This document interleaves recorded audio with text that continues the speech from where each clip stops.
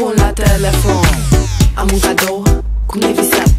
Nu e deloc cum ți-ai imaginat. Să fii băiatul rău, că o să-ți pară rău. Vino să te învăț eu. Eu zic ce am de zis și nu-ți ascund nimic.